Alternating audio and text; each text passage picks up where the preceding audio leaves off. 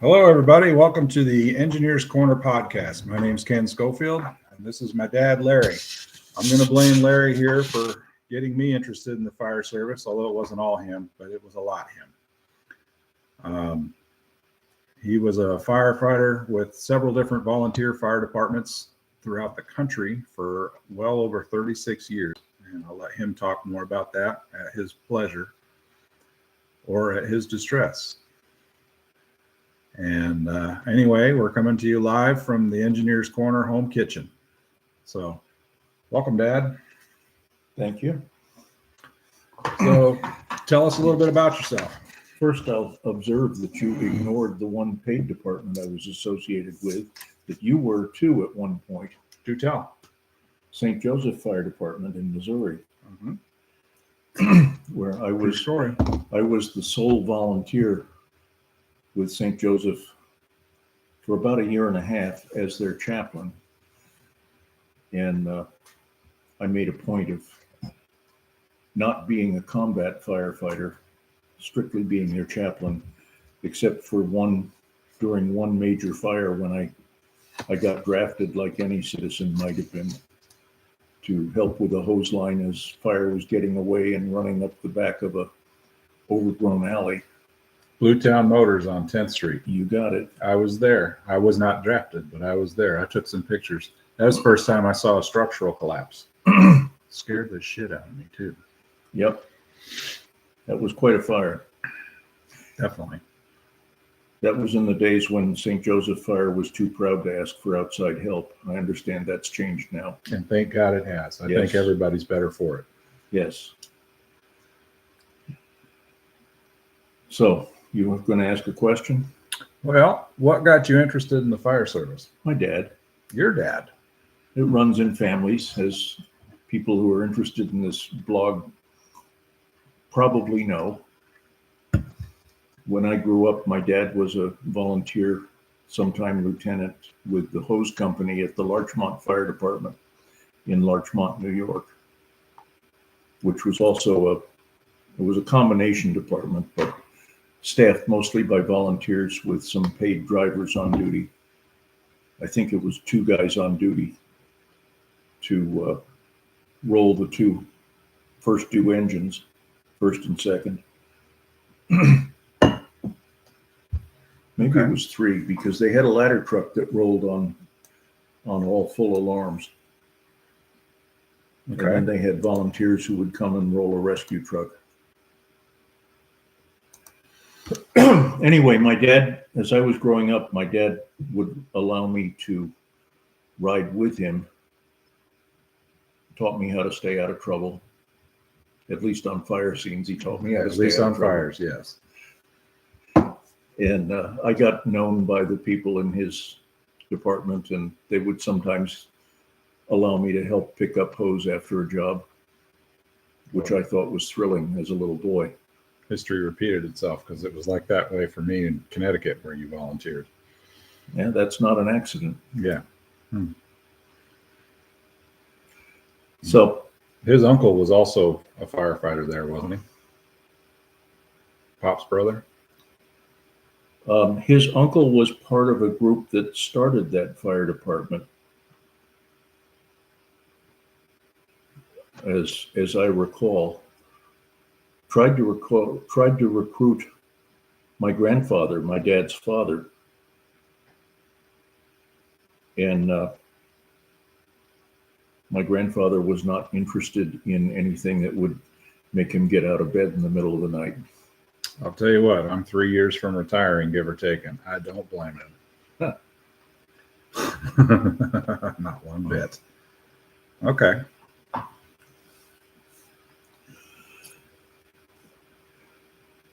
So where did it go from there? Well, as an adult, I was interested in various aspects of trying to help people in the public that were having a problem.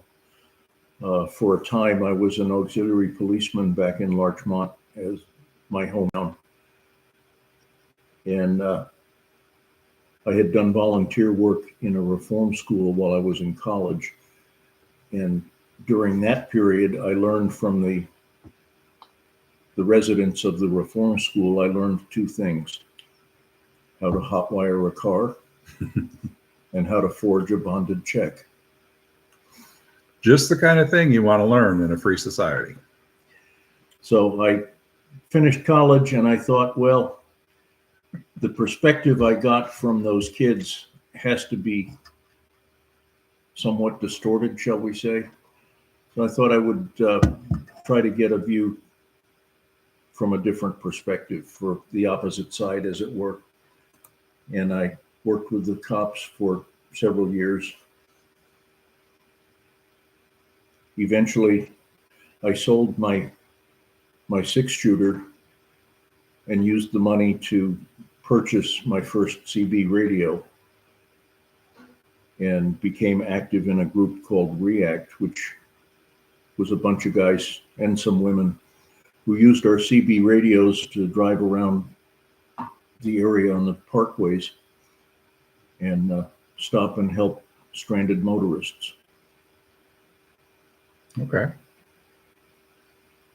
When we got our first house, not long after you were born, we moved from that area in Westchester, New York State, to Brookfield, Connecticut. And it was a little too far to stay active in REACT because it was about an hour's drive to our new house. Yeah. But the bug to be involved in community service in some way, helping people, stayed with me. And that prompted me to join the local fire department, the Brookfield Fire Department. Good. Which is where you began learning things. Yep. So, how did you start learning about operating fire pumps? Well, that was in Brookfield. The way they trained their new people, they'd have a class 2 or 3 times a year. And for the first 3 months, we'd work with, it was the captain who acted as a training officer. And once a week, we'd spend the evening training. That was an all-volunteer department with no piped water supply. Everything was surface water and tankers. And they knew what they were doing.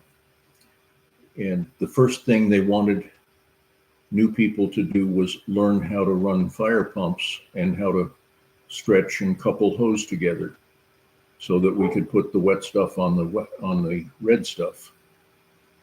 Kind of the first essential basic for any firefighting in any setting. Mm-hmm. So before they started teaching us anything else, they taught us first in the classroom and then on the boat ramp at the lake. They taught us pump theory, pump operations. And at the lake, a typical evening, once we had the classrooms behind us, was take 1 or 2 pumpers, go down to the boat ramp, draft water out of the lake, stretch hose, squirt the water back in the lake. Yeah. Take turns, everybody do the different roles and learn how to do it and do it quickly without having to scratch our heads and figure it out when we're standing in front of a burning building. Yeah, that's a good way to get some reps in. It worked. Good. It's been a while since I have run a pumper, but I think I could walk up, even in today's world with a lot of electronics built into the controls, I think I could walk up to any pumper and given a couple of minutes, I could get water out and pump it into a fire hose. It's like riding a bike. We started with a front mount pump on a 1,000-gallon tanker, which in that department, that piece of apparatus was named simply pumper tanker. It was a workhorse. It got used at almost every fire, and it did its job. I remember that. But it was an easy way to start learning. We'd get the classroom theory, and then we'd start with pumper tanker at the boat ramp and could see the physical pipes that represented the lines we'd seen in the classroom. Mm-hmm. Here, this line comes from the tank. It flows right here into the fire pump. Yeah, it makes it easy, doesn't it? Yes. Cool. What were the engines set up like there? We had one primary Class A pumper and one quick attack pumper, plus pumper tanker. Typical response would be quick attack, followed by pumper tanker, followed by the Class A, followed by the big tanker, which we called Holy Cow because it was a converted 2,500 gallon milk truck. There was a secondary station that didn't get used much, where there was an older Class A pumper and another tanker truck, a real antique. This was during the 70s, and this was an ancient 1,000-gallon tanker with a 6-cylinder Ford chassis from about 1951, and it had to drop down to first or second gear to get up any grade, so it did not respond to anything in a hurry. No, sounds like it.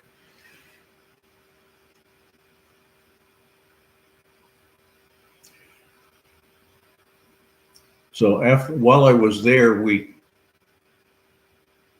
purchased another engine that served as a Class A plus a water supply piece. Were you on that committee? I was. Can you tell us about it? Sure. Love to hear it. And if anybody out there has any questions watching this live broadcast, you can, if you're watching on YouTube, it's at Ken Scofield, and there's a chat box there. You can ask your questions and we'll get to them. And then on Facebook also, there's a chat box for the Engineers Corner Facebook page, and we'll happily answer your questions. Well, as I said before, we had a district with no piped water. So everything was drafting, either from tankers or from ground sources. It was a growing area with the suburbs of New York City moving into the area, so we had a growing fire load exposure. Mm-hmm. The developers had decided that our town was a good place to put up wood frame condominiums, which were very popular. They went for big money. They're also one hell of a fire exposure. I was wondering about that. And we didn't have water to fight those fires. So we recognized that. The leadership did. They drafted me as a, let's see, I was at that time the secretary, the corresponding secretary of the hose company. I got that job because I could read and write. And they drafted me onto the committee to be secretary of the truck committee. Okay.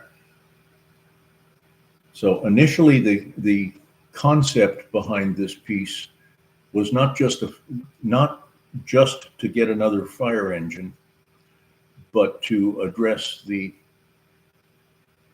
growing exposure in the town for water supply for potential very big fires. We did a study of available water and put in dry hydrants. We talked to a number of representatives and committed to large diameter hose, 5-inch hose with Storz connectors, Mm-hmm. which were new at that point. We were the first department in our area to go with that. Given what we had been working with, we were very impressed with how much water we could get if we had a good water hole. What were you working with before the 5-inch? Drafting from the tankers that I described through 2.5 discharges. Wow. So basically a 1 or 2 small handline fire load off the tanker. Off the tankers, if the attack engine, either the quick response or the Class A, couldn't handle it with their own tank water plus what pump or tanker could deliver, with its built-in fire pump, it could deliver us 500 gallons a minute. And the Class A was a 750 pump that carried another 500, 750 gallons.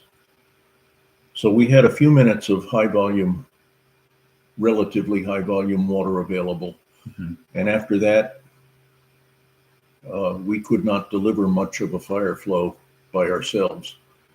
Of course, we did have good friends in the mutual aid departments on all sides of the town. That helps, doesn't it? It does. But we wanted to do better. So we identified water sources, big water sources, rivers or large ponds, and put in dry hydrants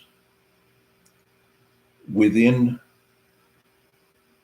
3,000 feet of each of the exposures, except for one on the south side of town where there just was no water source. Mm-hmm. We spec'd out a water source engine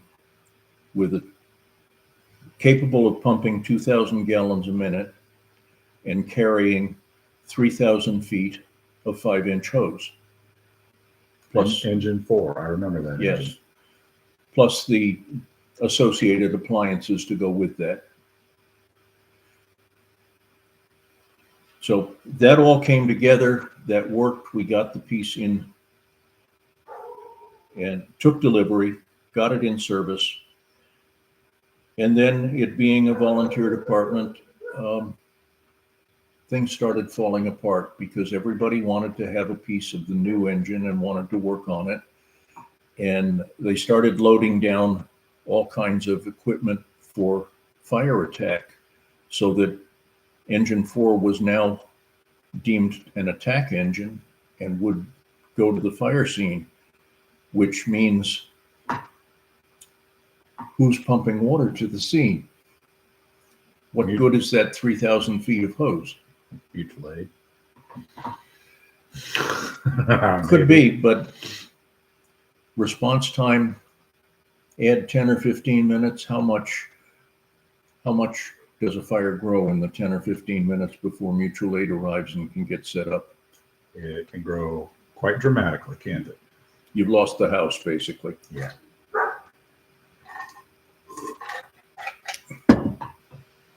So that's what happened. Mm-hmm.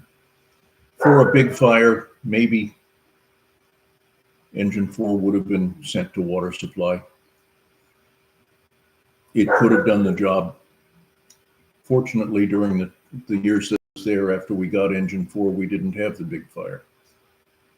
Well, that's good. Yeah. Oh, go ahead if you got more. I'm trying to remember what you asked me to start on that, to tell you. Oh, I told you about the truck committee. yeah.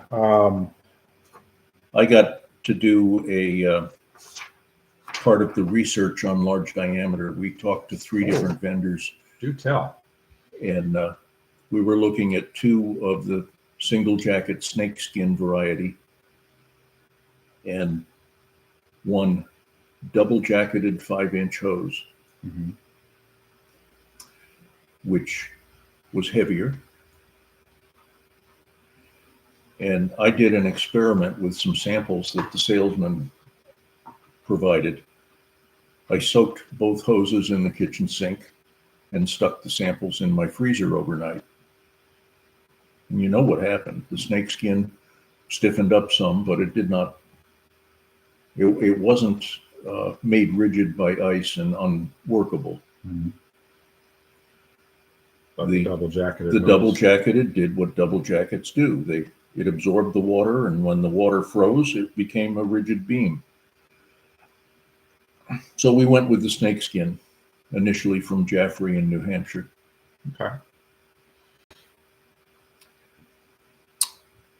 What lessons did you learn from being on that committee? Focus on the purpose of the apparatus you're trying to design. Okay. Don't let the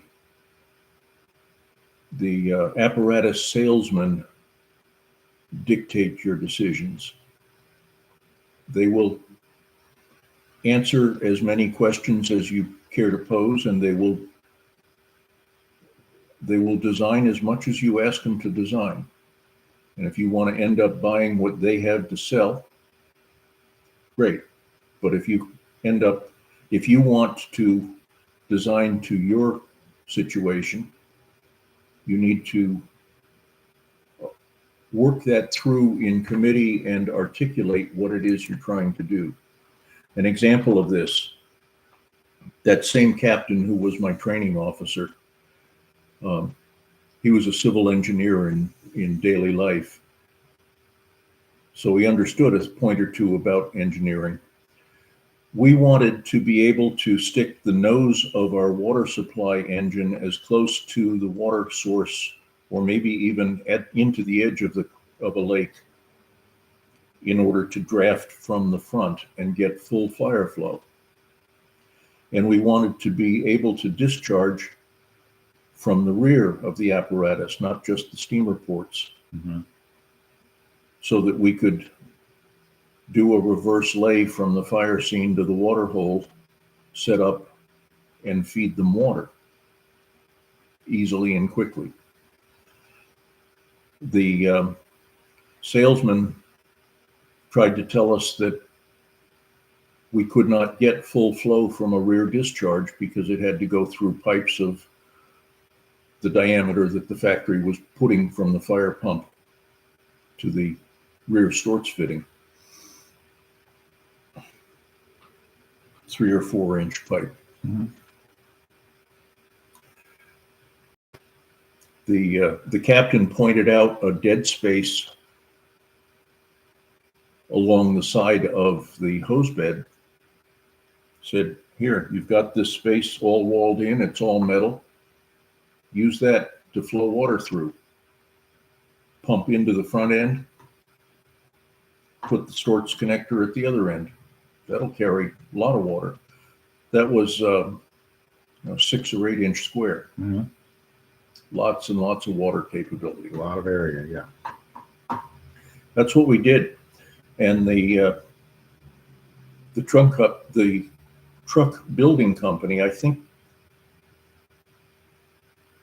we bought that one from E1 in the early days of E1. You did. And they later adopted that technique and offered it as a sales point to some of their other customers. It's still available today. Thank you, Captain Paul. I hope he had stock. Were you on any other apparatus committees? Yeah, later on I was in Corey, Pennsylvania, and I served on truck committees twice there. I was there for A rescue and an engine, wasn't it? Yeah, that was over the course of, I don't know, 13, 15 years, maybe 17. No, 15 anyway. Yeah. Yeah, we put together designed a pumper for our purposes. That was an interesting project because at that point we had to work with community development block grant federal dollars, and that required us to go through the city officer that was administering those things, and she required us to use all of the federal purchasing requirements. So there were all of the details of drawing money from the federal trough. How bad did it tie your hands? We could not specify, for example, um, the what's the brand name for the saw for slicing through windshields? I don't know, but you couldn't specify a specific windshield saw. No, we had to specify a saw for cutting glass windshields And then you get the low bid. and go with the low bid. Unless there was a reason to reject the low bid. I'll come back to that. But one of the responses we got we got bids from several different companies, one of which included a saw for cutting glass that was something that you might get at the local hardware store. Mhm. Not at all suitable for fire rescue service. No, they're specifically designed.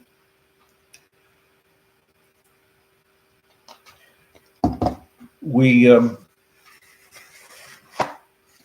were in the Rust Belt, and the snow belt off of Lake Erie, so rust and snow removal chemicals were just a part of daily life and all the corrosion that goes with that. So we ended up specifying that we wanted an apparatus built basically out of aluminum, as much as could be. And I researched that very carefully, found that there were different companies, there were two different alloys of aluminum being used by two different builders. There was another builder who was building apparatus out of stainless steel. And when the bids came in, in the course of the research, I found that one of those alloys was also being used by boat builders for saltwater craft, resistant to salt corrosion. The other one used a lesser alloy that was not used by boat builders. At least I just thought it was a lesser alloy. I'm not going to name names. No, but if it doesn't resist the salt and other chemicals they use on the roads in the winter in Northwest Pennsylvania, Yes, which is snow belt, then yes, it seems like it'd be foolish to buy it. yes. Plus, by then I had some experience that I had seen another piece built by that company with an aluminum body, a rescue truck that they had built. And I had seen the paint bubble up around the fittings because there was corrosion where they had steel latches bolted to aluminum panels. Wonder why. Set up some electrolysis. Anyway,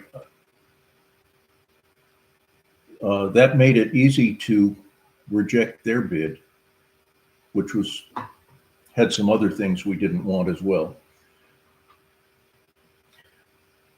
It turned out that the bid on the stainless steel truck, the city manager was thinking that would have to be the bid that they'd accept because they were closest to meeting the specs on the engine and drivetrain. All right.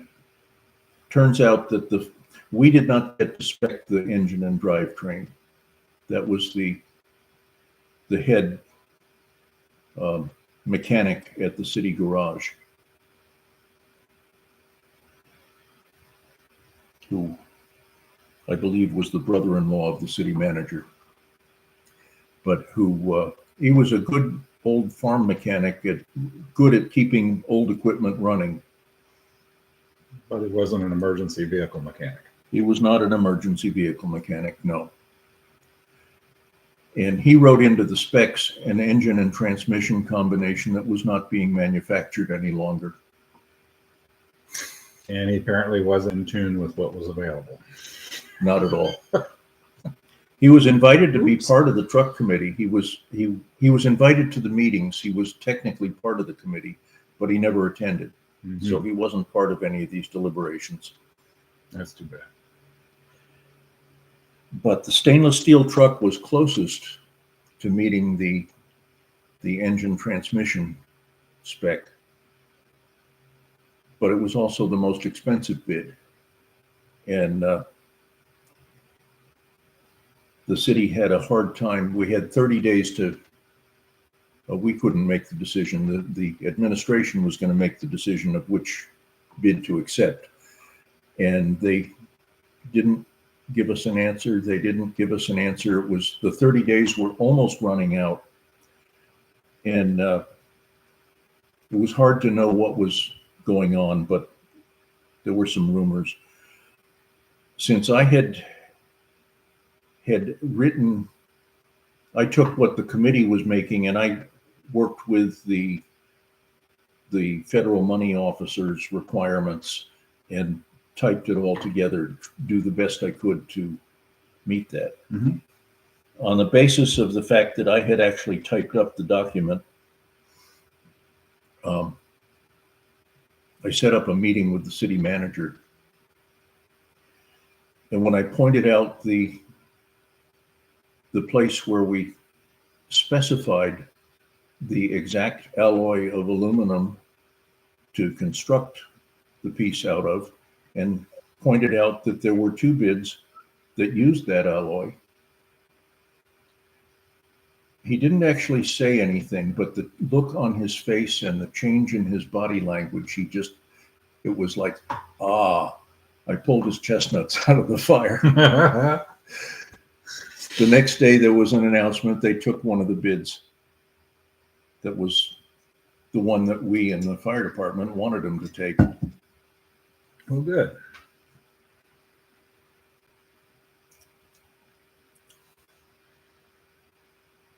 The challenge, other than dealing with city politicians and administration staff, the real challenge for putting together that bid was doing the committee work, which meant listening to everybody who was a stakeholder. That would be the term these days. Everyone who had ideas about what we should be building. And Well, it's a A lot of firehouse. people- I guess everybody had an idea. everybody had an idea. A lot of people spent a lot of time online, came up with good ideas. That's great in the formative stages. Mhm. But in order to get from there to something on paper that you could actually send out and turn into a piece of hardware, there has to be some consolidation and some visioning, which was something I could bring. I could start getting them to, well, I would ask questions about what are we trying to do? What is the purpose? What is the mission of this truck going to be? Mhm. What do we need to have on the truck in order to accomplish the mission? Mhm. And how does your great idea serve that purpose? And what do we have to eliminate to accommodate your great idea? And then get the people on the committee arguing about how to answer those questions. So I wasn't making the decisions. For a time, they had me as co-chairman and leading some of the discussions. But basically, I stood at a whiteboard and I wrote down ideas that everybody could then see. Mhm. We took that even further when we worked on the rescue truck, because there was a lot more give and take about what the mission was going to be. But that kind of pulling things together, that allowed the committee to finally start moving forward and make progress and end up designing what we needed instead of what some truck building company wanted to build for us. Gotcha. With the rescue truck, we went from a medium rescue, which we were outgrowing, we felt the need for something more, to a full-size heavy rescue truck on a full-size chassis. Same chassis a pumper would be built on. Mm-hmm. Was it a rescue only, or did it have pump capabilities too? Like a pumper? No, it was a rescue truck. Okay. The first thing we had to decide, as this group discussion is going on with all the things they wanted to be able to muster a crew at the Firehouse to go out of town on mutual aid runs and carry. They wanted to be able to carry at least 8 firefighters in gear on the apparatus. Cozy. Of course, we had limited budget. Yeah. So I ended up asking, they also had all these different tools for all these different purposes, and everybody had a favorite tool they wanted on the apparatus. So I ended up posing the question, what are we trying to build? Do we want a taxi cab or do we want a toolbox? And What did they say? the chief, they looked at each other. The chief looked at me and said, we want both. That's fair. So we designed both. That's why we went for a heavy chassis. With a modern cab, it's not hard to design a cab with seating positions for 8 firemen. Right. It's cozy, but it's easily doable. Yeah. That's inside a closed cab with seat belts for all positions. 2 of the positions might have been fold-down jump seats, but they were completely approved highway transportation seats. And most of the seats had air packs built into them. For the toolbox, after a lot of give and take and a lot of discussion, we wanted that piece to support medical response and traffic accidents and firefighting. Okay. Well, EMS stuff, that's one compartment, isn't it? That's a lot more than one compartment. That's one side of the piece. Firefighting went to one side. The medical response rescue stuff all went to the other. Okay. With, I think we had 100 foot of hydraulic high pressure hydraulic rescue tool. We had a built-in onboard hydraulic pump For the jaws? for the jaws and other rescue tools, Gotcha. and hose reels to power them, so we didn't have to pull out a portable generator and set it up if we could get within 100 feet of the. It works great when we can do that. Yeah. Might have been even 200 foot reels. I think we had 2 hydraulic hose reels, and we had at least a couple of electric reels. Mm-hmm. We had a hydraulic powered generator built into that truck with 2 light towers.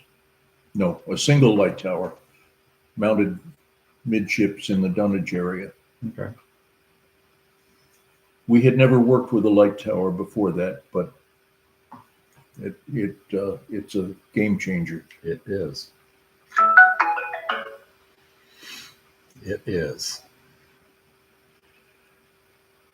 So my basic contribution to the truck committees was listening and helping them organize. Again, drawing on the whiteboard. For months, we had the outline of a great big rectangle with boxes in the rectangle that represented the chassis with the cab at the front end and various compartments and what equipment's going to go in which compartment. And there'd be a lot of byplay as we go from meeting to meeting, but eventually that took shape. Good. I'm going to change the topic a little bit here. In your time, I know in Camdenton you did, and a little bit in Brookfield. I doubt it in Corey, and I know in St. Joe you didn't, but you did a lot of pump operator work too, didn't you? You Yes. run the pumps. I learned to run pumps in Brookfield and did that when I needed to. Mm-hmm.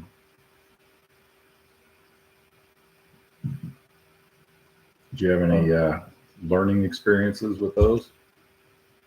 Or meaning like something went wrong and you learned from it, or learned the hard way, or? Well, there was the time that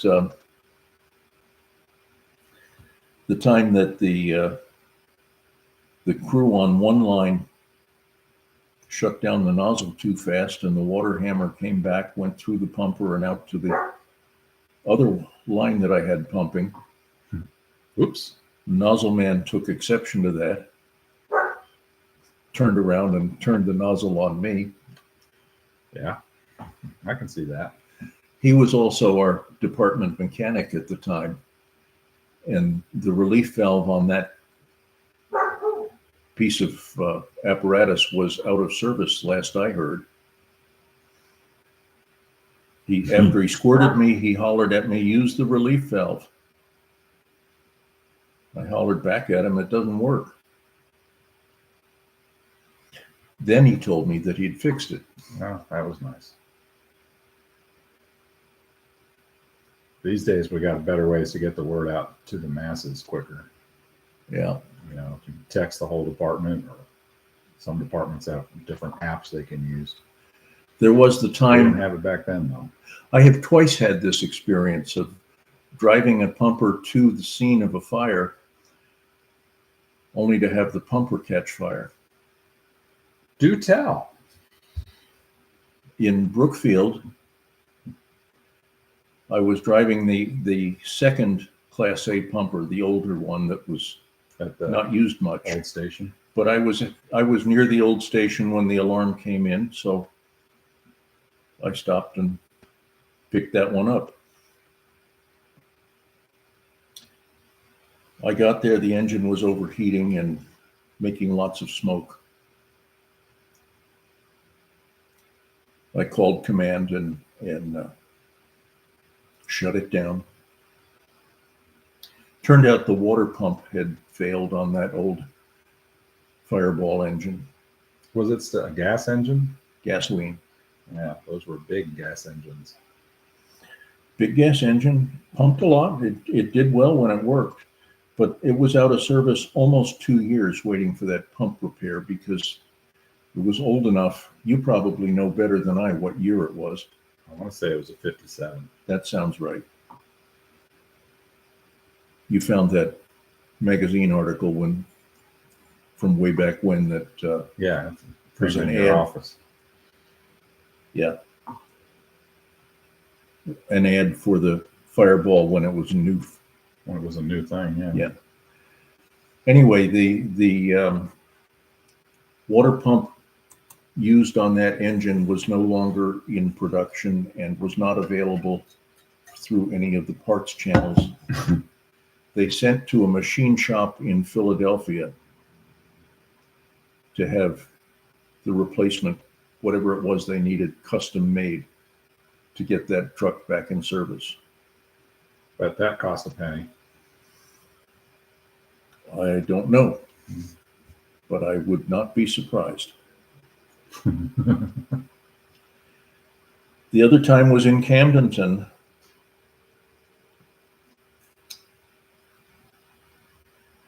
I think I was driving a second due pumper, and I got almost to the fire scene. About a block away, the engine quit, and I had smoke coming up from under the hood. Called, got an assistant chief come over. I guess we disconnected the batteries and got the fire extinguished, and eventually it was repaired. That one was an electrical fire. Some jury-rigged electrical work had not worked the way it was supposed to. Was it that old yellow pumper? Yeah, that sounds right. because I had a problem with that once too. Remember, I think it was called Country Bob's, that old grocery store down the street from the Firehouse. Yeah. It got hit by lightning and they had an attic fire. I was driving that engine, and they said I dropped the portable hydrant at the scene. They said lay out, so I went up to the hydrant and sent water to the scene. Standard operation, no big deal, except smoke was coming from the cab while I was pumping it. This is a problem. Yeah. So I killed the master switch. The smoke let up some. I got the fire extinguisher. I climbed into the cab, saw a little flame in behind where the switches were for the red lights, and squirted it. The engine kept running, the pump kept pumping. And when the chief came out, he asked what was going on. I told him. And he said, well, no surprise with this truck. Yeah, that thing was a cheaply built rig. And, it had a lot of improvisation done to it over the years, too. Some of it probably with wiring that was unfit. That's all I'll say about that.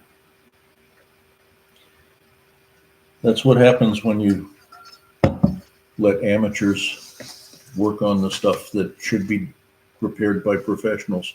Mm-hmm.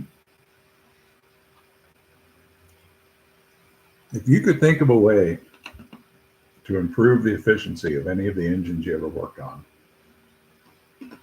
what kind of adaptations or changes would you make? If any, and if not, that's fair I'm too. not sure. How about back in Connecticut when you switched from the 2.5 and 3 inch to the 5 inch? Was that a good move? Yes, but that's not on the engines. That was on tankers. The developments during my time as an active firefighter, we went from 2.5 discharge ports on converted tanker trucks to more modern purpose-designed tankers with dump tanks, with dump valves, and most of the time some way to carry a portable tank. Mm-hmm. And that improves the fire flow immensely. Oh yeah. You can a smooth operating team that knows what they're doing and has practiced can maintain a 2,000 gallon a minute fire flow. A lot of municipal hydrant systems can't do that. That's true. We're blessed here in the Kansas City area with hydrant systems that can mostly. But like I said, we're blessed. We know it's not like that everywhere. Yeah, but you got to have a hydrant that's on a main big enough and is connected by big enough mains. That helps. There was that Walmart that went in Camdenton. It had 6-inch, 8-inch water mains connected to the building, mm-hmm. but they were fed through 4-inch water mains that were not looped. Yeah, there was a looped 6-inch system in downtown with a 4-inch extension out east, and then they put an 8-inch loop fed by that 4-inch. So if somebody flushed a toilet on the west side of town, we'd lose water on the east side of town. At least that was the joke. Yep. Okay. Good thing we never had a major fire at that Walmart. No, I agree. What piece of advice, having learned it the hard way, would you pass on to a new driver, engineer, pump operator, whatever you want to call it? Take your time. Don't get siren fever. Take the time to study the map or know your district so that you know where you're going before you leave the barn. He was emphasizing not stuttering. When I was a teenager, he had to talk to me like that a few times too, especially when I was learning how to drive a car. Well, there was this house fire in Brookfield where I was driving the third due engine. I had the Class A, we called it the Maxim because it was made by Maxim Motors. Mm-hmm. lot of original naming there. The quick response pumper left the barn first, followed by the pumper tanker. Then I got there and I picked up the Class A. I wasn't sure where I was going, so I looked at the map, found out, oh yeah, I go down here and make a right. I got there and I was the first engine to arrive. Was it a working fire? It was a working fire. Oh, shit. It turns out that where I made the right, because I had checked the map, the driver of the quick response pumper made a left and the pumper tanker followed him. They got there eventually. Growing pains, baby. And I have one final question. How did your fire service mentors affect your time in the fire service? Oh, we're back to Captain Paul teaching me the basic theories and taking me down to the boat ramp along with the rest of the class over and over and pounding it in and making sure that I understood the basics. Mm-hmm.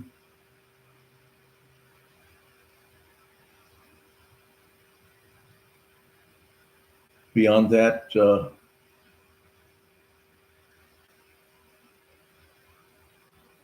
working together, something I learned from the mentors, but learned from experience too. I don't know that it's from a mentor, but I think one of the biggest insights, shortly after I moved to Corey, I was called upon as chaplain to help lead a memorial service for the 30th anniversary of a fire before I got there, where it was a fire in a paint store that resulted in a backdraft that killed 5 of our firemen. Wow. In a small town, an explosion at a fire that kills 5 volunteer firemen impacts virtually everybody in town was either related or friends with or knew somebody who was related to at least one of those dead firemen. 30 years later, the fire department wanted to make an acknowledgement of, have a memorial service to remember that incident. That's reasonable. And hundreds and hundreds and hundreds of townspeople turned out.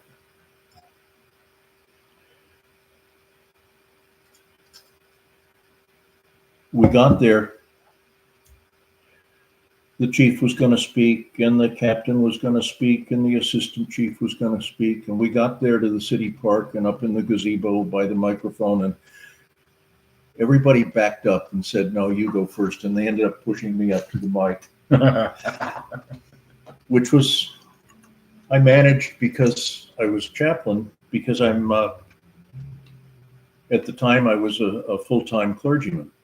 So I was used to speaking in public every week. So I did. I knew that I was going to be speaking as part of this.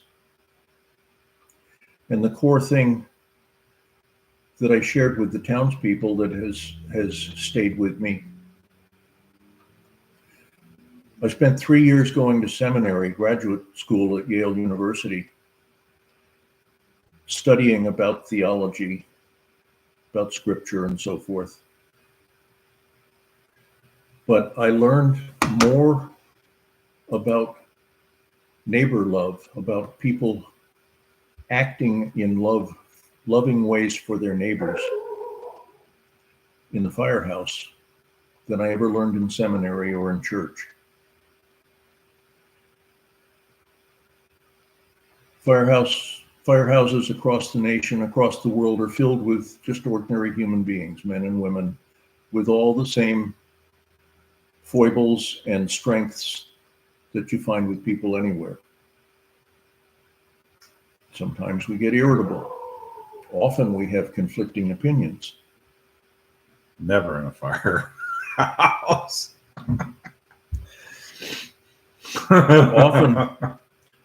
Often we have different people who know the right way to do something, but it's two different ways. Mm-hmm. And they can get quite heated about disagreeing over what's the right way. Passionate. Yes. But when the alarm sounds, when the bell rings, all of that stuff gets put aside. And everybody gets geared up and mentally focused on going to help the citizen who is called for help. Doesn't matter who the citizen is, where the citizen is, what the problem is. Doesn't matter the skin color or anything else. We may later get back to the house and make jokes about bad decisions that somebody has made that got them in trouble. But first we go and do the best we can to solve that problem. Absolutely. And that is acting the kind of neighbor love that Jesus taught us. Absolutely. I'm not sure quite how you That's phrased no, that that's last it. question, but No, we already covered that. that's I the most reordered it. that's the most profound thing that I learned by my years in the fire service. That's awesome. Thank you. Thank you for asking me. So a little quick history. Some of you out there that know me personally may already know this story, may not. When I was in 5th or 6th grade, so 10 or 11 years old, Saturday morning, I was curious, so I asked Dad, I go, how do you know what to pump those fire trucks at? And he says, do you want the short answer or the long answer? Well, what's the short answer? 150 and pump. Well, what's that mean? Said, well, that means when you're done with your Saturday morning chores, we can go to the firehouse. So we did. We spent a couple hours that morning. He taught me how to determine how much you're flowing and then the friction loss and for the sizes of hose that you have. And I'll tell you, it involves algebra, but it made it real easy for me, real quick. As a sidebar to that, in school, we were doing algebra, and I sucked. I was struggling so bad at it. Well, that Saturday there made it all click in my brain. And when I went back to school, the algebra started getting easier, and I wound up passing that unit. So it made it a whole lot easier for me. Well, anyway, after lunch, he pulled an old engine or a tanker or something out back. Might have been that pumper tanker.